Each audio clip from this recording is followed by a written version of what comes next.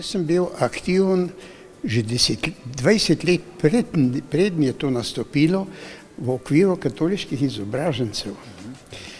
In katoliški izobraženci smo bili približno 2 tedna prej na Dunaju, na Dunajski akademiji, povabljeni kot gostje.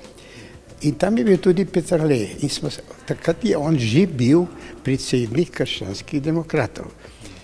In sem se skupaj peljala domov iz Avstrije z vlakom. Kaj misliš, zdaj bojo volitve, kdo bo zmagal? Sem rekel, krščanska demokracija. To je bilo v zraku pri meni in tega sem se veselil in se še danes lepo spominjam. Ja, vse. Se ni bilo nobena reč, ki bi bila naravnana na ljudi, na svobodo, na demokracijo in na perspektivo. Se je bilo vse nekako zlagano.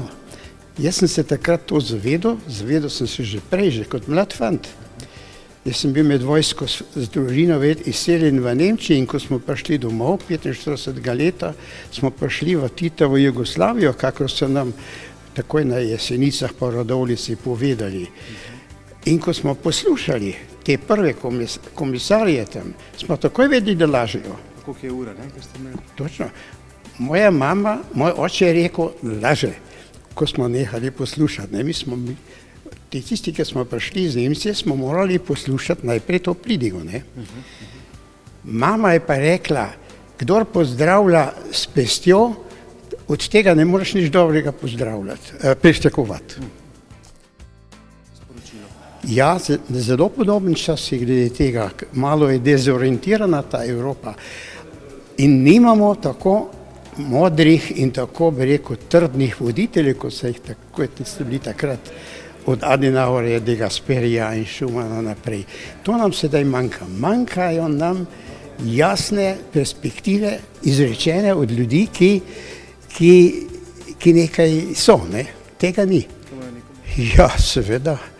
Namreč obžalujem, že samo to obžalovanje ni dosti vredno. Poglejte, takrat nismo znali, nismo vedeli, mi nismo bili pripravljeni na vse to. Čas je prišel, je zahteval svoje, ampak mi smo bili pravzaprav amaterji. Torej, jaz zase mogoče rečem, da malo sem že bil v okviru mednarodnih inštitucijah povezan, ampak večinoma pa nič, ne. In to je bilo treba se na novo delati, stare strukture so imeli ogromno personale, izšolanega, predrznega, brezobzirnega, ki so nastopali. Mi smo bili pa glede tega, tudi glede nastopom, malo manj korajžni. Takrat mislim, da v Ljubljani, kar se mene tiče, pa tudi sicer eno vzdušje je bilo, prijetno vzdušje, od človeka do človeka, kar je bilo prej zaprto, zdaj smo se pa odprli in to je bilo tisto veliko.